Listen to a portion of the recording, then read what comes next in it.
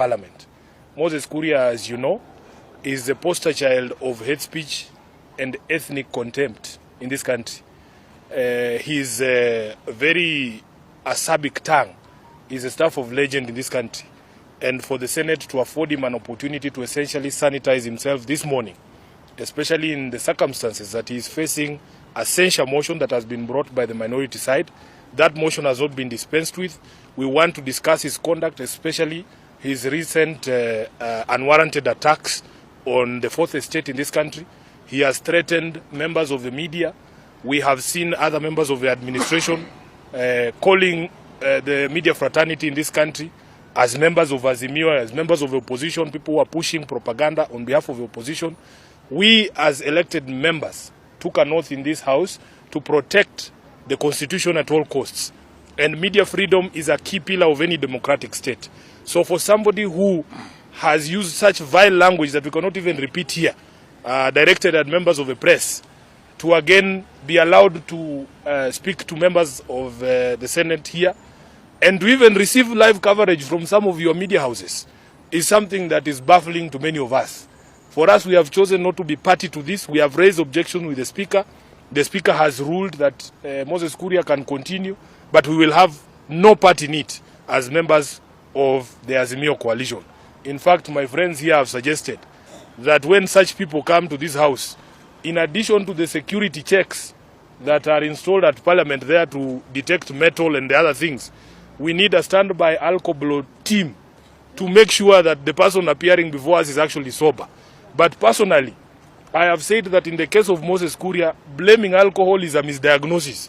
His problem is far more systemic, and he needs to seek help, given the sort of outbursts we have seen directed at members.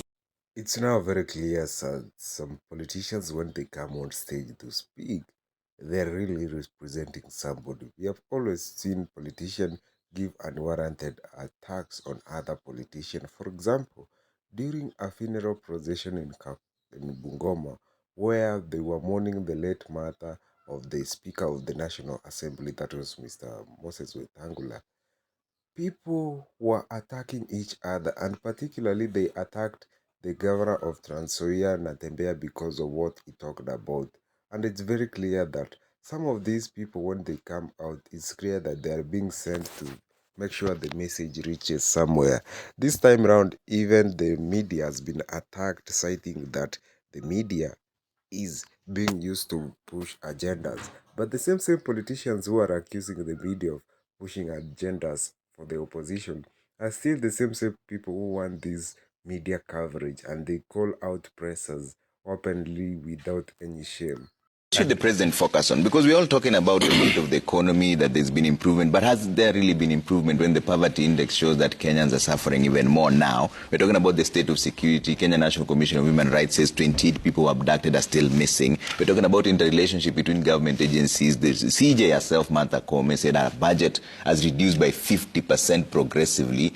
She's unable to even carry out some of the duties that the judiciary should. What should the president focus on? Has there been any improvement? I'll be putting up some of the excerpts from what he said last year and now.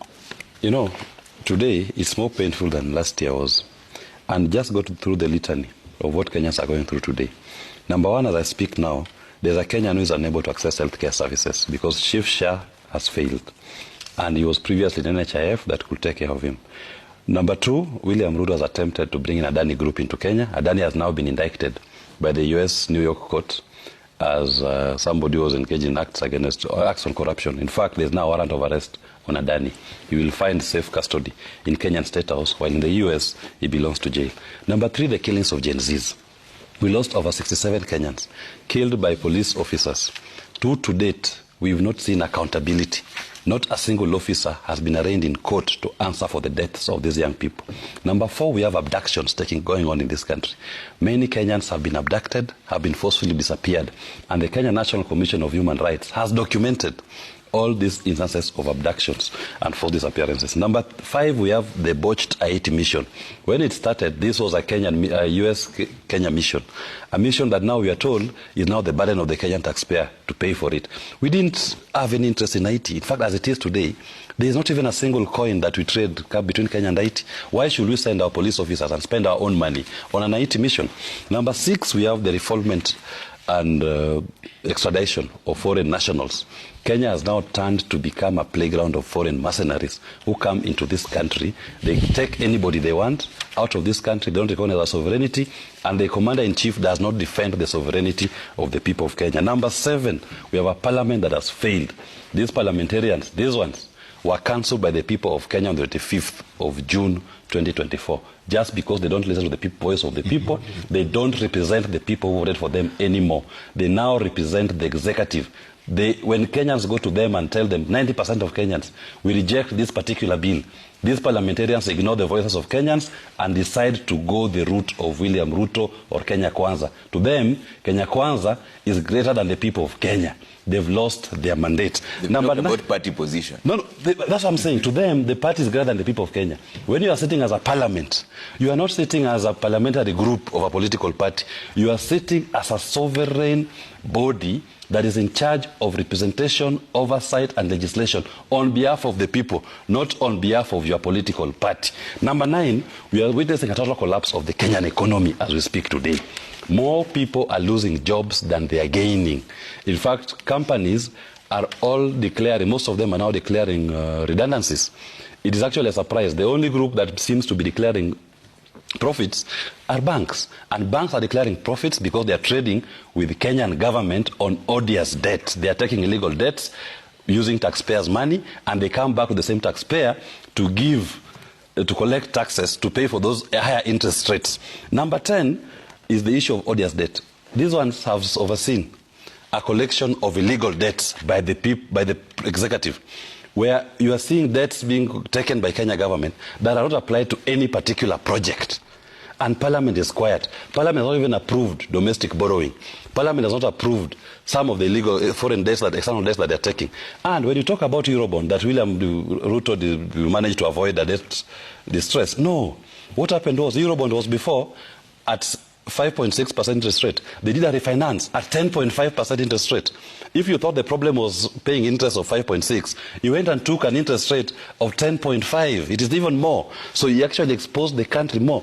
And debt is taxed in advance. Number 10, we have a Supreme Court. Number 11, we have a Supreme Court that seems to be out of touch with the people of Kenya. What the High Court, what the Court of Appeal passes, Supreme Court seems to have its own constitution. Number 11, we have a legacy of lies. Now, the summation to me is this. William Ruto needs to do the Kenyan people the honors. Today, at his State of the Nation address, he should say, I'm sorry, I have failed you, I have not lived true to your constitution, and the most I can do as a law-abiding citizen who respects this nation and the people of Kenya, I tender my resignation as your president. Can you choose somebody else who can live by your constitution? It is not me.